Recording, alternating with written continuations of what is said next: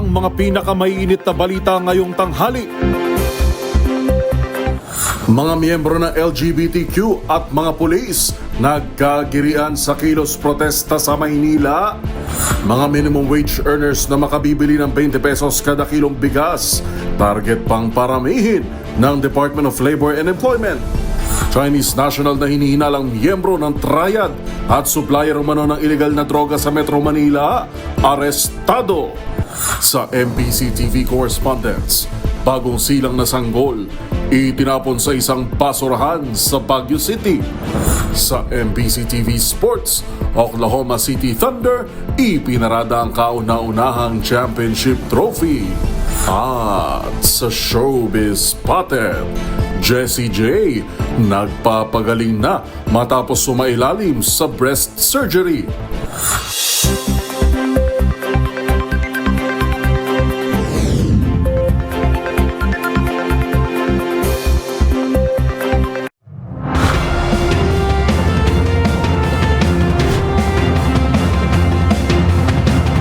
Bawat balita, makabuluhan. Bawat kwento, makapangyarihan. Boses ng Pilipino para sa Pilipino. Live mula sa MBC TV Studio. MBC TV Network News.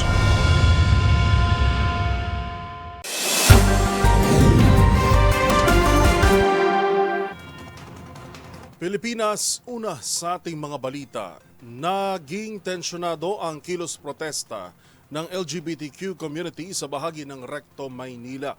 Kasunod ng girian sa mga nakabantay na persa ng kapulisan. Sigaw ng mga nagpoprotesta, ipagkaloob ang kanilang mga karapatan. Tinutukan yan ni Boy Gonzales. Nagkagirian sa pagitan ng pulis at miyembro ng LGBTQ+ community sa kilos protesta ng tangkaying buwagin ang barikada ng otoridad sa Recto Avenue, Maynila. Una silang nagtipon-tipon sa Moraita at plano nilang magtungo sa Menjola pero hinarang na sila ng mga tauhan ng Manila Police District. Panawagan nila na solusyonan ang iba't ibang isyu na kinakarap ng bansa na nakakaapekto sa buhay ng pamilyang Pilipino. Ayon kay Lisa Masa, makabayang president at dating representative ng Gabriela Women's Party, ang sinigwang pagkilos ay para igiit ang pagkilala sa karapatan ng LGBTQ+ community. Nanawagan rin sila na itigil ang diskriminasyon sa komunidad at agarang pagpasa ng SOGI Bill. Para sa MBC TV Network News, ito si Boy Gonzales, una sa Pilipinas, una sa Pilipino.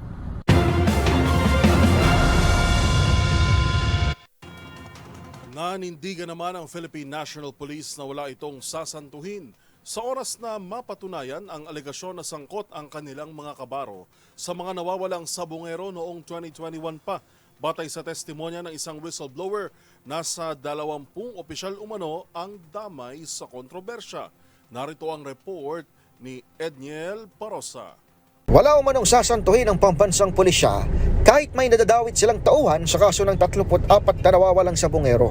Sinabi ito ni PNP spokesperson, Police Brigadier General Jean Fajardo, nakaraang isiwalat ng whistleblower na si alias Totoy na nasa 20 pulis ang sangkot umano sa pagbukot at pagkamatay ng mga biktimang napaulat na nawawala pa noong 2021. Ayon kay Fajardo, hinihintay na lamang nila ang full disclosure ng witness para matukoy kung anong klaseng tulong ang ibibigay rito. Regardless po kung sino po ang involved dito, civilian, mataas na tao, at even yung mga kabago po natin, wala po tayong sasantuhin po dito. So, antayin po natin yung full disclosure po nitong lumabas po na possible witness. Handa rin naman ang PNP na maglaan ng investigative assistance sakaling kailanganin ng Department of Justice. Sa ngayon, wala pang direktang komunikasyon ng Kampo Krami sa witness. Batay na rin sa kumpirmasyon ni Fajardo sa DZRH News. Wala pang natatanggap na request ng PNP Maritime Group higil sa sinasabing paghanap sa mga bangkay na posibleng itinapon sa lawa ng Taal. Sa bahagi rin ng militar, nagpahayag na rin ang kahamdaan ng Philippine Navy para umasiste sa nabanggit na kaso. Para sa MBC TV Network News, ito si Edniel Parosa na DZRH, una sa Pilipinas, una sa Pilipino.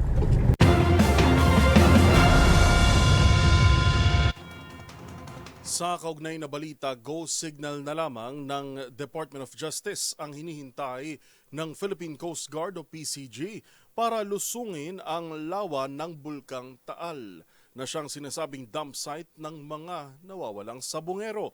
Ang mga detalye tinutukan ni Kyle Bulyas. Nakahanda na ang mga tauhan ng Philippine Coast Guard sakaling palusungin sila sa Taal Lake para hanapin ang mga nawawalang sabungero. Kaugnay ito ng ibinunyag ng isang suspect na si alias Totoy na itinapon umano sa Taal Lake ang katawan ng 34 na missing sabungeros. Sa panayam ng DZRH News kay Captain Noemi Giraw Cayabyab, tagapagsalita ng PCG, sinabi nitong hinihintay na lamang nila ang direktiba mula sa Department of Justice. Sa kasalukuyan ani ay wala pang request at coordination mula sa DOJ para simulan ang tinawag ni Giraw Cayabyab na high-risk operation. Sa kabila nito, tiniyak ni Giraw Cayabyab ang kahandaan ng kanilang mga technical diver na posibleng i-deploy sa Taal Lake. Direktiba po ng ating komandante ay meron po tayo naka-standby. Ang diving team composed of 8 to 6 technical divers at isang team po ng Trimex divers na composed of 3 divers because iintindihan po natin yung complexity po at yung challenge pagdating po sa Taal Lake. Kabilang sa mga hamong posibleng kaharapin ng Coast Guard ay ang kondisyon ng Bulkang Taal. Sa kasalukuyan, nakataas ang Alert Level 1 sa Taal Volcano kung saan mayroon itong abnormal at low level of unrest na nakakaapekto sa temperatura at visibility sa ilalim ng lawa. Bukod dito, wala pa ring hawak na datos ang PCG kung saan partikular sa Taal Lake itinapon ang mga missing sabungeros. Ang Taal Lake ay may lapad na 234 square meters at may maximum depth na 198 meters o katumbas ng 60-story building. Una rito, sinabi ni Justice Secretary Boying Remulla na hindi dapat madaliin ang pagresolba sa kaso ng mga nawawalang sabungero. Kailangan umanong makakalap ng matibay na ebidensya na magsusuporta sa mga testimonya ng iba pang mga saksi.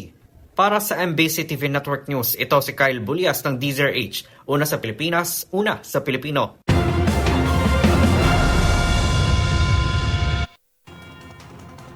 Nakaraan namang buksan para sa minimum wage earners ang bentahan ng murang 20 pesos kada kilong bigas. Layon pa itong i-expand ng Department of Labor and Employment o DOLE. Pero aminado rin si Secretary Benny Laguesma na isa itong malaking hamon sa sustainability ng programa. Una sa balitang yan, si Vina Hesoro. Target ng Department of Labor and Employment na paramihin pa ang makabibili ng 20 pesos per kilo ng bigas para sa mga minimum wage earner. Sa panayam ng DZRH News kay DOLE Secretary Bienvenido Laguesma, sinabi nito na target nila ang 500,000 hanggang 600,000 na mga minimum wage earner ang makabibili ng naturang bigas hanggang matapos ang taon. Ang latest po rito, dito po sa darating na buwan ng Hulyo, meron pong uling pagkakaloob ng nasabing programa at amin pong tinatarget na malampasan po natin yung initial na nabigyan noong June 13 na mahigit 16,000. Ang target po namin na higit pa sa doble ang amin pong mapagkalooban at hanggang sa pagdating po ng katapusan ng taon, ang target namin ni Secretary Kiko ng DA, umabot ng mga 500,000 to 600,000 po. Ayon kay Laguesma, hanggang noong June 13 ay nakabili ang mahigit 16,000 na mga minimum wage earner ng 20 pesos per kilo ng bigas, kung saan higit sa 100 na kumpanya nationwide ang nakilahok. Sa pagbili ng mga minimum wage earner ng naturang bigas, mayroong hanggang 10 kilos ang bawat manggagawa bawat buwan. Ayan po ay in the meantime, no, habang tinitignan po natin na sana lalong gumanda ang ating produksyon ng ating mga magsasaka at maiwasan po natin ang mga kalamidad, magtuloy-tuloy po at nang sa ganon, sustainable at maging palagian na po yung programa. Samantala, aminado naman si Laguesma na isang hamon ang pagpapanatilan ng 20 pesos per kilong bigas na programa para sa mga minimum wage earner dahil lumalaki na aniya ang bilang ng mga nakapaloob sa programa. Mahigit na 100 mga establishmento ang nakalaho ko dyan. Pero ngayon ho, medyo lumalaki po yung bilang kaya ang aming hamon sa amin po dalawa ni Secretary Kiko, yung sustainability na nabanggit nyo kanina. Para sa MBC TV Network News, ito si April Hesoro ng DZRH. Una sa Pilipinas, una sa Pilipino.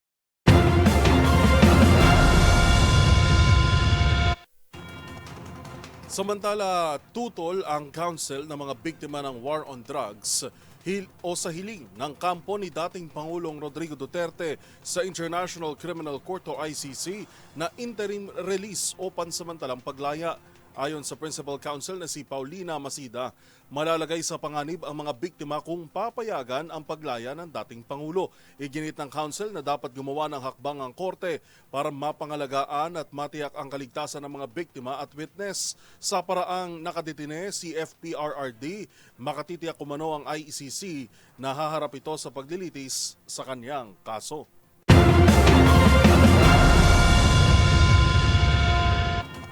Pinabura naman ng Commission on Elections sa Comelec and Bank ang inihaing motion ni Marikina City Mayor Marcy Teodoro. Kaugnay ito sa inihaing petisyon ni Senator Coco Pimentel hinggil sa usapin ng residency ni Teodoro. Matatandaan na naunang nagdesisyon ang Comelec First Division na kanselahin ang Certificate of Candidacy o COC ng alkalde ng Marikina para tumakbong kongresista ng First District kung saan iginit ni Pimentel na hindi residente sa nasabing distrito si Teodoro. Base naman sa desisyon ng Anbank, napatunayan na residente si Teodoro ng unang distrito, partikular sa Barangay San Roque. Binaligtad ng Comelec Anbank ang naunang desisyon ng First Division kung saan binawi na rin ang suspension ng proklamasyon ni Teodoro na nanalo bilang congressman ng unang distrito ng Marikina.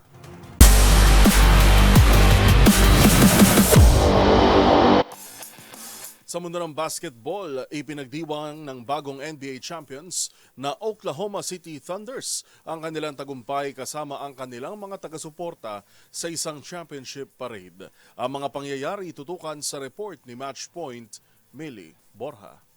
Bitbit ang NBA Finals MVP trophy, nanguna si Shai Gilgeous-Alexander sa championship parade ng Oklahoma City Thunder. Suot ang kanilang Canadian flag shirt sa bewang, dinala ni Gilgeous-Alexander ang Larry O'Brien Trophy malapit sa mga fans upang mahawakan nila ang ebidensya ng tagumpay. Sa kabila ng 101-degree heat index na naitala ng AccuWeather, hindi ito nakapigil sa libu-libong taga-suporta na nagdiwang kasama ang kanilang kupunan. Nagpasawog naman ang champagne sila Lou Dort at Chet Holmgren mula sa double-decker bus at golf cart habang sinasalubong ng mga palakpakan at sigawan. Sa maikling talumpati ni Jalen Williams, pinasalamatan niya ang matatag na fans na nagtiis sa hirap at ginhawa ng prangkisa. Ibinahagi rin ni Isaiah Hartenstein na hindi pa siya nakatulog sa loob ng 36 hours mula nang magkampiyon ang Thunder laban sa Indiana Pacers sa Game 7 ng NBA Finals. Nagtapos ang selebrasyon sa stage ceremony sa Caesar Tail Park, kung saan muling bumaba sa mga fans si Gilgeous-Alexander para ipakita ang trophy at magpakuha ng larawan. Isang makasaysayang araw para sa OKC,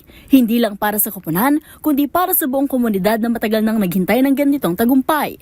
Magugunit ang gumawa ng kasaysayan ng Oklahoma City Thunder matapos masungkit ang kauna-unahan nitong NBA Championship title laban sa Indiana Pacers sa Game 7 noong Lunes. Dahil dito, ang Thunder na ang ikasyam na prangkisa na nagkampiyon sa ilalim ng 12th season ni NBA Commissioner Adam Silver. Para sa NBC TV Network News, ito si Millie Borja ng DZRH TV, una sa Pilipinas, una sa Pilipino.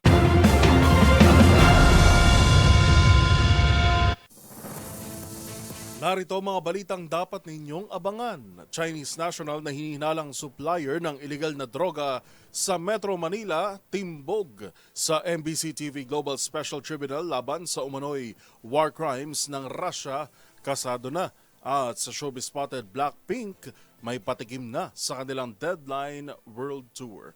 Lahat ng yan at marami pang iba sa pagbabalik ng MBC TV Network News.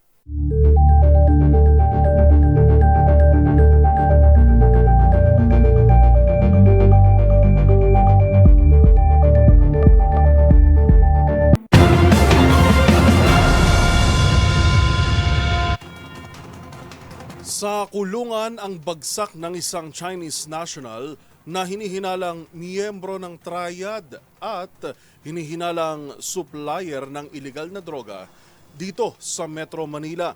Ayon sa PNP Highway Patrol Group, nasabat sa sospek ang nasa halos 1 milyong pisong halaga ng samut-saring ipinagbabawal na gamot. Nagbabalik si Edniel Parosa. Arestado ng PNP Highway Patrol Group ang isang Chinese national na nagbebenta ng isang SUV na may alarma na posibleng nakaw o nagamit sa krimen. Dinakma sa General Luna sa Paco, Maynila kagabi ang 32 anyos na dayuhang kinilala sa pangalang Zhe Wang na hinilalang miyembro rin pala ng Chinese Triad. Nadiskubre rin kasi sa kanyang pag-iingat ang samot-saring illegal na droga gaya ng shabu, party drugs, marijuana at cocaine na nagkakahalaga ng 900,000 pesos sa panayam sa Kampo Krame. Sinabi ni HPG spokesperson President na Dame Malang na supplier si Wang ng ipinagpapawal na gamot sa mga kapwa Chinese dito sa Metro Manila. Iba-iba may marijuana, may cocaine, may party drugs or ecstasy, and even suspected shabu. So malaki ang network ng tao na ito. And again, tuloy-tuloy po yung investigasyon na pinapalos ng PNP. Unang isinumbong ng isang potensyal na buyer sa HPG Region 3 ang Chinese national na magduda ito sa mura na ibinibentang Ford EcoSport. Nang suriin sa Vehicle Information System, dito na diskubre na may alarma palang sasakyan dahilan ng ikinasang entrapment sa Maynila para pampanyaga sa mga kasong paglabag sa Anti-Fencing Law, Comprehensive Firearms and Ammunition Regulation Act at Comprehensive Dangerous Drugs Act of 2002. Para sa MBC TV Network News, ito si Edniel Parrosa na DZRH. Una sa Pilipinas, una sa Pilipino.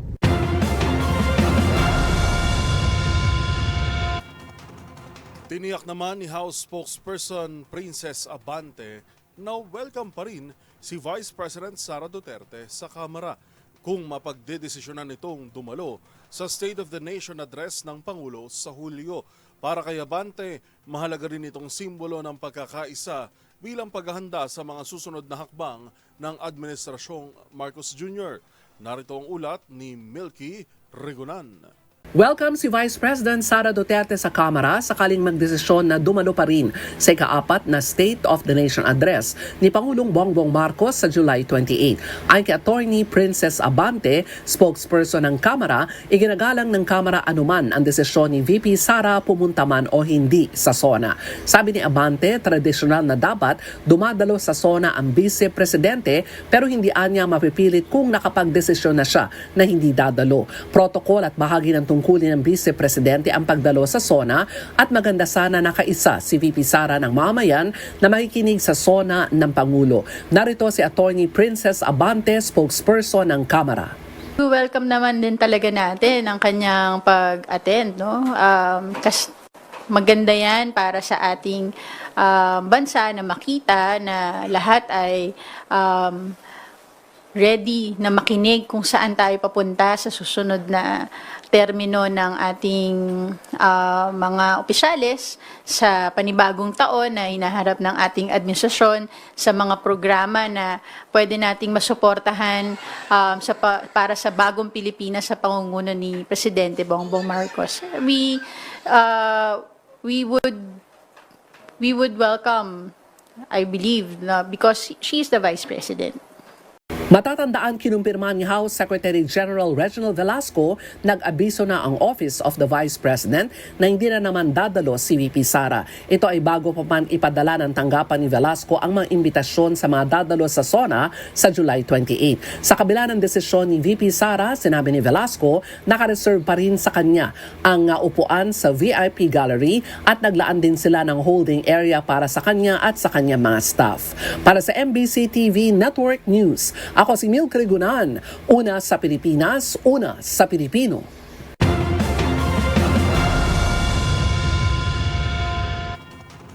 Bilang tugon sa hiling na accountability mula sa gobyerno, sang-ayon si Senate President Cheese Escudero sa panukalang repasuhin ang audit reporting ng Confidential at Intelligence Fund. Kabilang narito ang pagtatakda ng special provisions sa ating pambansang pondo. Magbabalita si Raymond Dadpaas. Pabor si Senate President Francis Cheese Escudero na repasuhin ang sistema sa auditing at reporting sa paggamit ng CIF o Confidential and Intelligence Funds.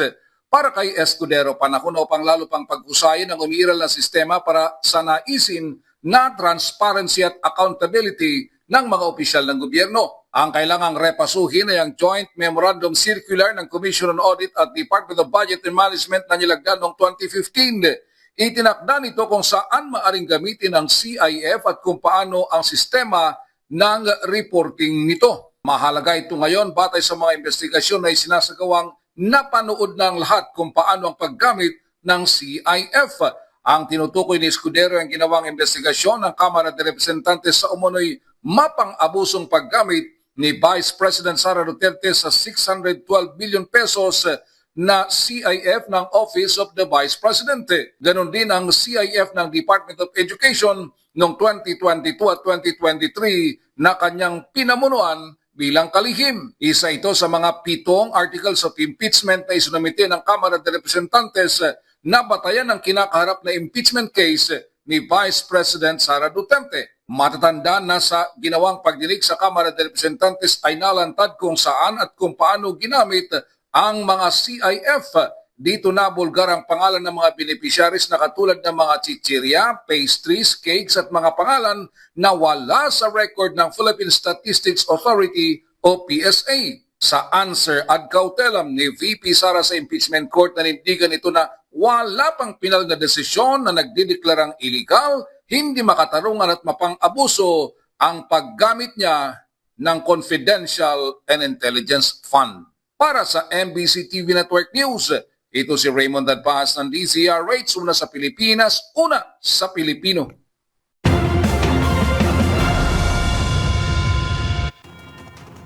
Samantala, sorpresang nag-inspeksyon naman sa Bilibid si National Bureau of Investigation o NBI Director Judge Jimmy Santiago.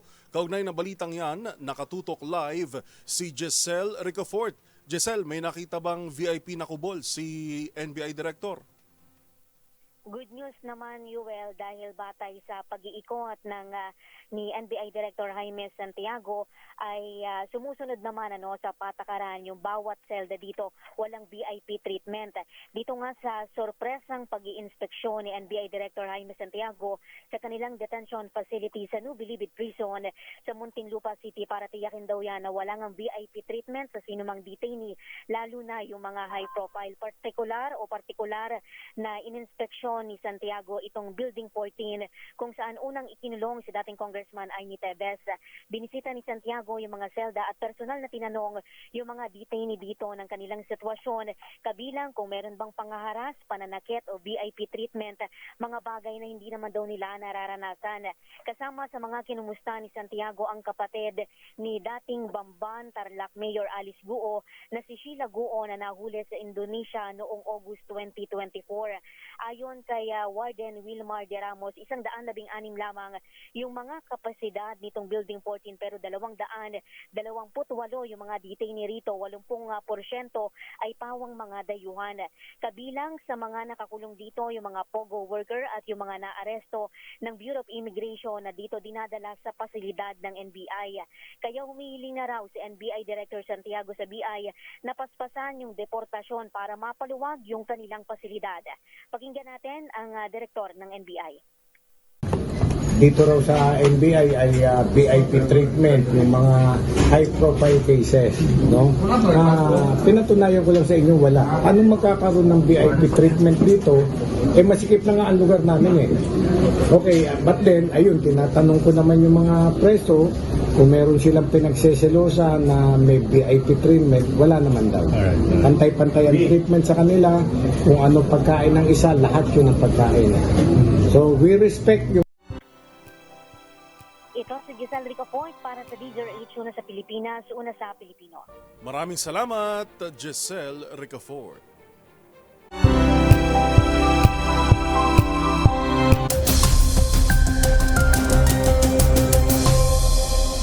Sa Pilipinas,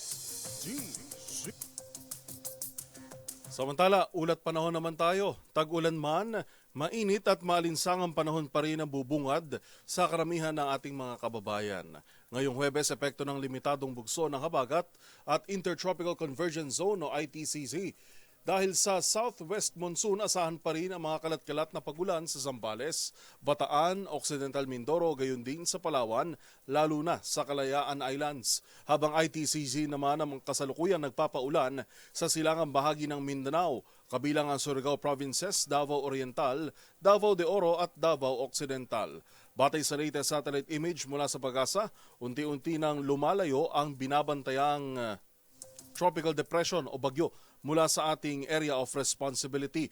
Kumikilos ito pahilagang kanluran at walang direktang epekto sa anumang bahagi ng bansa. Wala ring nakataas na gale warning kaya't ligtas pa rin pumalaot ang mga mangingisda natin sa anumang baybayin ng kapuluan.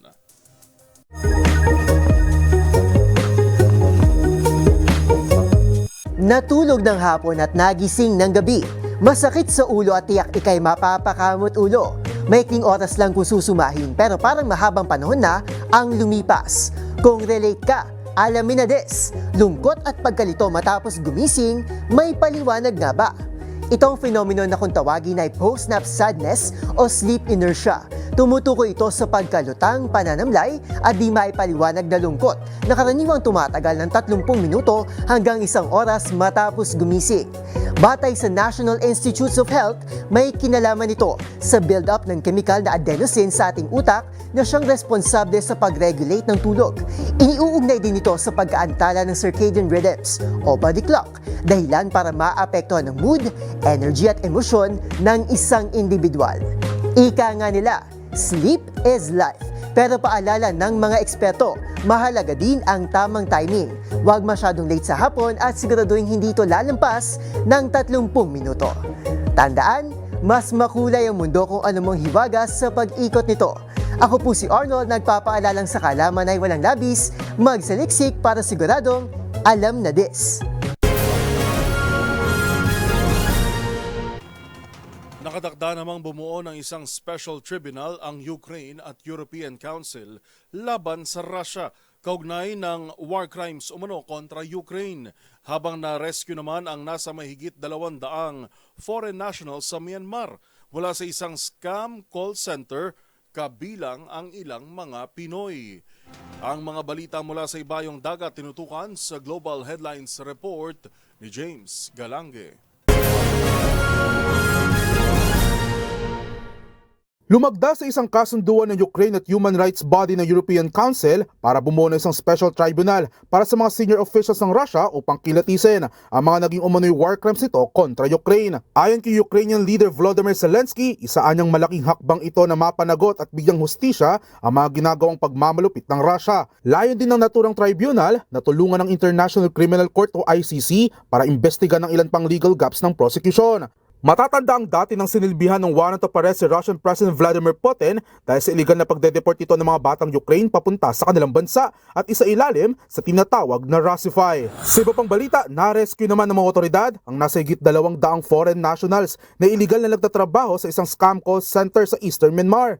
Ayon sa ulat ng United Nations, ilang taon na rin persahang pinagtatrabaho mga ito para mang-scam sa libo-libong katao sa Southeast Asia. Sa pahayag naman ng Karen National Army, isang rebel group sa Myanmar, na na-repatriate naman itong nasa kabuuang 8,000 foreign nationals na nagtatrabaho din sa mga scam center kung saan kabilang din dito ay mga Pinoy. Ayon kay KNA spokesperson Naing Mauzao, binibigyan na umano nila ng pagkain at supply sa mga na-rescue ng iba pa'y buntis na kanilang binibigyan ng tulong medikal. At yan naman nakalap nating balita mula sa iba't ibang panig ng mundo. Para sa MBC TV Network News, ito si James Galange ng DZRH TV, una sa Pilipinas, una sa Pilipino.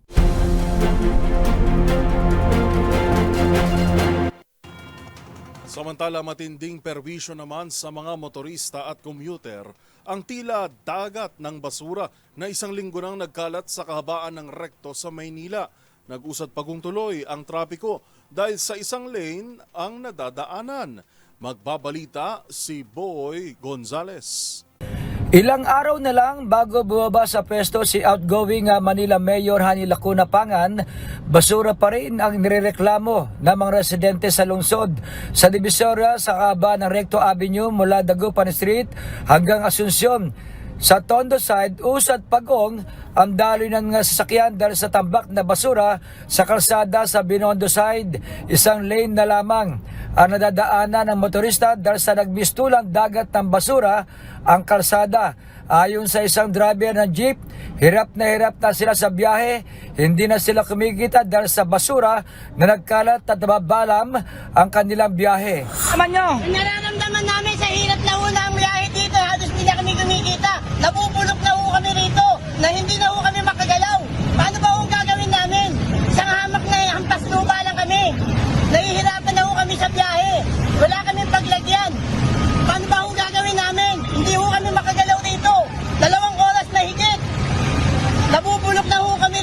Nahihirapan na ho kami.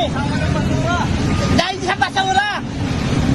Bukod sa Divisoria, maraming lugar sa Maynila ang bumaho na dahil sa tambak na basura na 1 linggo nang hindi nahakot. Para sa MBC TV Network News, ito si Boy Gonzales, una sa Pilipinas, una sa Pilipino.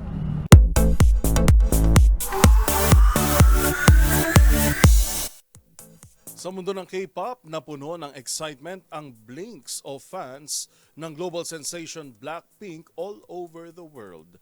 Yan ay matapos masilayan ang patikim ng grupo para sa kanilang nalalapit na Deadline World Tour. Panoorin yan sa Showbiz Report na ito. The Queens are back! Inilabas na rin na Rosé, Lisa, Jennie at Jisoo ng global supergroup Blackpink ang trailer para sa kanilang much-awaited world tour.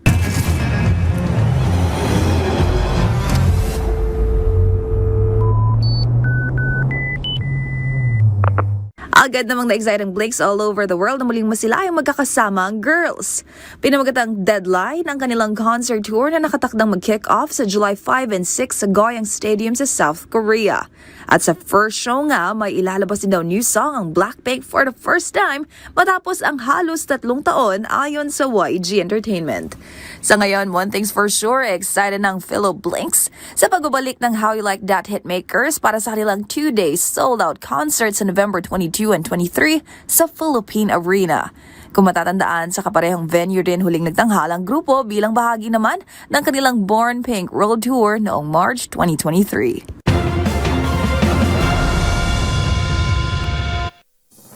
Abangan sa aming pagbabalik mga nagpapanggap na pari nakakapagmisa pa umano sa Katarman, Samar.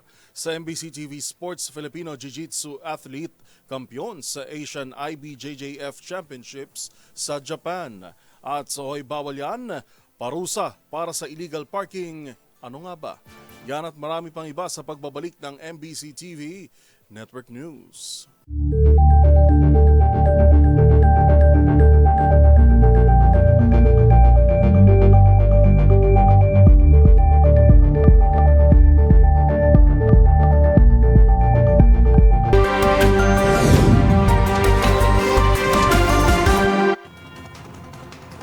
Sa pagpapatuloy ng ating balitaan, pasintabi ho sa mga nanananghalian.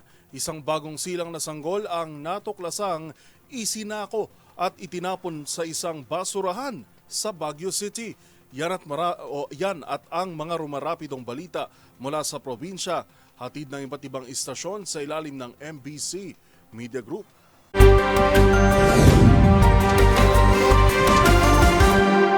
Balita mula sa Baguio City, isang nabubuo ng sanggol na nakalagay sa loob ng isang sako ng bigas ang natagpuan sa imbakan ng basura sa Upper Aquari, Baguio City. Natagpuan ng mga basurero ng City General Services Office ang basang sako na may tumutulong dugo at ng kanilang buksan ay tumambad ang fetus. Kagad nila itong ipinagbigay alam sa PNP at City Disaster Risk Reduction and Management Office Operations Division na kaagad namang rumisponde. Ang full-term newborn infant na buo pa ang pusod na tinatayang may timbang na 2.5 hanggang 2.9 kilo ay wala ng buhay na matagpuan. Ito na pang-4 na insidente ng pagtapon ng fetus sa loob ng lungsod ngayong taon. Ipinagluluksa naman ni City Social Welfare Officer Lisa Bulayungan ang sinapit ng 4 na sanggol. Anya hindi nararapat ang malupit at 5 kataong kinahinatnan ng mga sanggol.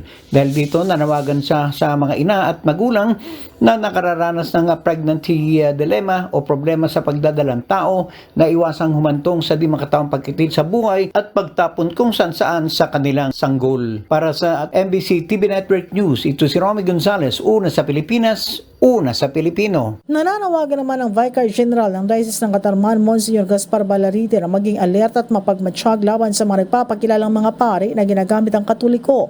Umapila ito na agad magsumbong sa Diocese ng Katarman o sa mismo mga pari kung saan ito daw ay mga fake. Ang panawagan ng Vicar General kasunod sa inilabas sa sulat ng Catholic Bishop ng Burungan hinggil sa non-Catholic religious group sa diocese matapos na makaabot sa nasabing diocese na isang grupo na nagpapakilala daw na Apostolic Catholic Church o ACC o mas kilala na Apostolika Katolikong Simbahan o Simbahang Apostolik Katolika. Ang grupo ay pumapasok sa iba't ibang barangay ng Diocese ng Burungan na nakasuot ng katulad na pari sa Katoliko. Napag-alaman ng grupo ay nagkakaroon ng aktibidad sa nasabing mga barangay katulad na lamang ng pagsasagawa ng misa. Bagamat ginagalang ng Diocese ang kanilang karapatan sa pagpapraktis ng kanilang religion, ngunit nananawagan si Bishop Crispin Marquez ng Burungan sa nasabing grupo na hindi gamitin ng mga chapels ng Katoliko sa kanilang mga ginagawang sakramento o anumang aktibidad. Panawagan ng bishop sa mga Katoliko na manatiling palakasin ang kanilang pananampalataya. Mula sa MBC Network News, RH34 Shane Galit Bantayan, una sa Pilipinas, una sa Pilipino. Arestado ang 3 lalaki kabilang ang isang barangay tanod na high value individual sa ikinasang drug bypass operation alas 12:20 ng madaling araw sa Purok 4, Barangay Santa Elena, Orion, Bataan. Ang mga suspect ay nag-iedad sa 53 anyos, isang barangay tanod high value target na residente ng Barangay Arellano, Orion. Edad 57 anyos, residente ng Barangay Wakas, Orion, at isa pang edad 53 anyos na residente rin ng Barangay Arellano, Orion. Ayon sa report, positibong nagsabuatan ang 3 suspect sa pagbebenta ng isang sasya ng hininalang shabu sa isang PNP pusher buyer kapalit ng 500 pisong mark money. Matapos ang transaksyon, nasamsam din sa kanila ang 2 karagdagang sasya ng shabu, 2 cellphone at isang itim na pouch. Tinatayang nasa 6 na gramo ang kabuang timbang ng nakumpiskan shabu na may halagang 40,800 pesos batay sa standard drug price. Ang mga nakumpiskan droga ay dinala sa Bataan PFQ para sa laboratory examination habang ang 3 suspect ay kasalukuyang nakakulong na sa Orion Municipal Police Station Custodial Facility at naharap sa kasong Republic Act 9165 o ang Comprehensive Dangerous Drug Act of 2002. Para sa MBC TV Network News, Danny Kumilang, RH37, una sa Pilipinas, una sa Pilipino. Balita mula sa Davao Region. Patuloy ang pinaigting na kampanya ng Police Regional Office 11 o PR11 laban sa kriminalidad bilang bahagi ng advokasya nitong tiyakin ang seguridad at kaayusan sa rehiyon. Sa loob lamang ng 24 oras mula Hunyo 25 hanggang Hunyo 26, 2025, matagumpay na naisagawa ng PR11 ang sunod-sunod na operasyon laban sa iligal na droga, lost firearms, mga wanted na personalidad at iligal na sugal. Sa 6 na magkahiwalay na operasyon ng iligal na droga, 6 na suspect ang naaresto. Na-recover sa mga ito ang kabuuhang 9.25 grams ng shabu at 8.3 grams ng marijuana na may halagang tinatayang 63,896 habang 2 operasyon din ang isinagawa laban sa mga hindi lisensyadong baril kung saan isang suspect ang nadakip at 3 armas ang nakumpiska at isinuko. Samantala sa ikinasang 13 operasyon, naarestong 8 na iba pang wanted persons at 5 mula sa listahan ng most wanted. Patunay ng determinasyon ng kapulisan na panagutin ang mga individual na may kinakaharap na kaso sa batas. Samantala 8 operasyon kontra iligal na sugal ang isinagawa kung saan 8 suspect ang naaresto. Nakumpiska rin ang 33 na gambling paraphernalia at 2,000 na halaga ng taya. Sa ilalim ng pamumuno ni Police Brigadier General Joseph Reyes Arguelles, Acting Regional Director ng PRO11, muling pinatutuhanan ng kapulisan sa rehiyon ang kanilang dedikasyon sa pagpapatupad ng batas at proteksyonan ang publiko. Para sa MBC TV Network News, ito si June Suter, una sa Pilipinas, una sa Pilipino. Mabilis na aksyon ng PNP Pangasinan sa Emergency Call 911 nagligtas ng buhay ng isang pasahero ng bus sa Season, Pangasinan. Sa ulat ni Season si Chief of Police Major Terbil Rilorta, bandang alas 3:45 ng madaling araw, nakatanggap sila sa Emergency 911 ng tawag na may nawala ng malay na lalaking pasahero sa Arnes Bus Stop Poblacion Central. Sa loob lamang ng 3 minuto, agad na nakaresponde ang kanyang mga tauhan. Mabilis na naihatid ang biktima sa Pusurubio Community Hospital na agad ay nalapatan ng lunas ng matinding pisisyan. Ang biktima isang 55 anyos na may asawa at residente ng Masbate na patungo ng Manila mula Baguio City. Nabatid sa misis ng biktima na ilang araw nang may lagnat ang kanyang mister at sinumpong ng matinding asma habang sila nasa biyahe hanggang sa tuluyan itong nawala ng malay. Sa kasalukuyan nasa maayos ng kalagayan ng biktima at patuloy na nagpapagaling sa paggamutan. Ang insidenteng ito'y patunay ng kahalagahan at epektibong serbisyo ng Emergency 911 ng PNP sa mga insidenteng nangangailangan ng agarang medikal at seguridad na aksyon. Para sa MBC TV Network News, ito si Freddy Pajardo, RH38, una sa Pilipinas, una sa Pilipino.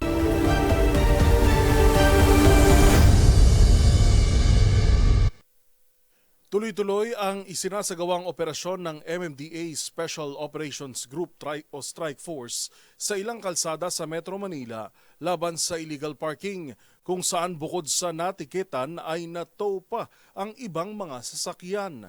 Paano nga ba masasabi na ang isang sasakyan ay illegally parked at para sa mga mahuhuli ay ano ang maaring kaharapin nito? Alamin yan sa report ni Rose Babiera.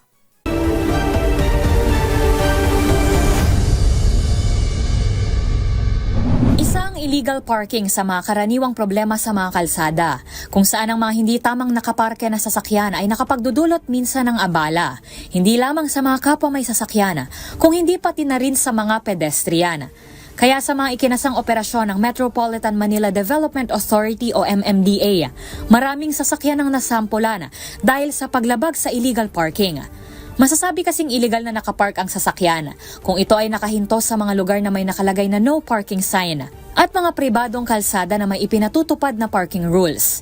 Kabilang din dito ang pagpark sa driveway, mga sidewalk, residential areas, sa loob ng intersection at pagpark sa mga pedestrian crossings.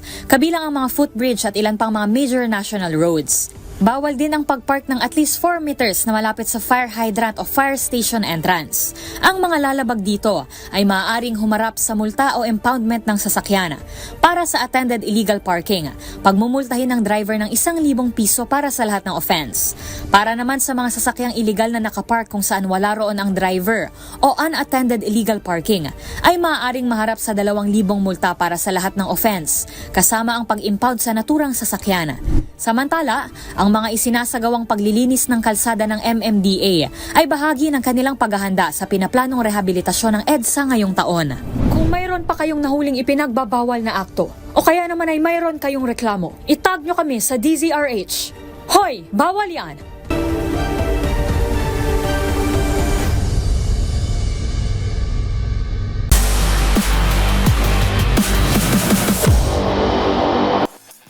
Sa mundo ng Jiu-Jitsu, dinomina ng Filipino Jiu-Jitsu athlete na si Ethan J. Mondigo ang Asian Jiu-Jitsu IBJJF Championships na ginanap sa Japan matapos masungkit ang ginto sa Men's Adult Blue Belt Roosterweight GI category. Ang kanyang kampanya tinutukan ni Matchpoint Millie Borja.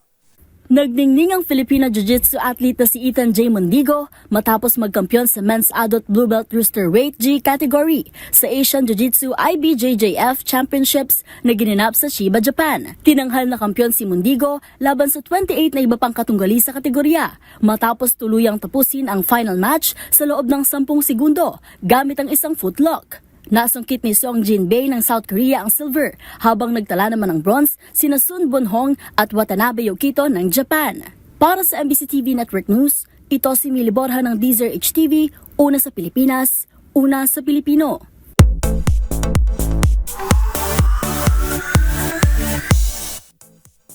Nagbigay ng update ang price tag hitmaker na si Jessie J sa kanyang pakikipaglaban sa sakit na breast cancer.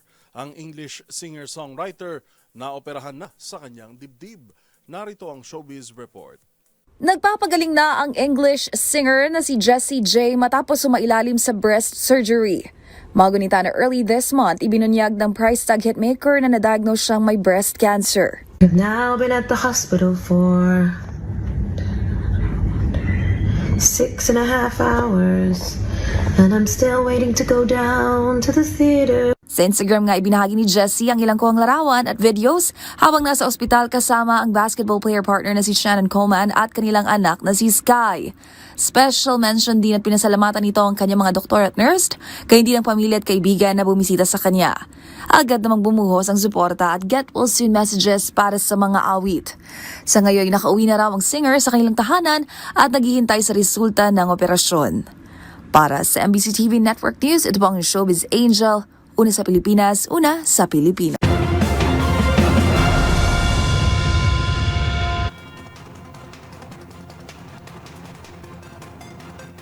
At At iyan ang mga nakala po naming mga balita ngayong araw ng Huwebes. Sa ngalan pa rin ni Karen Oyong, ito po si Yuel Reyes. Magkita-kita tayo muli bukas, araw na ng Biyernes, para sa mga balitang makabuluhan, mga kwentong makapangyarihan. Hatid ang boses ng Pilipino para sa Pilipino. Ito ang MBC TV Network News. Una sa Pilipinas, una sa Pilipino.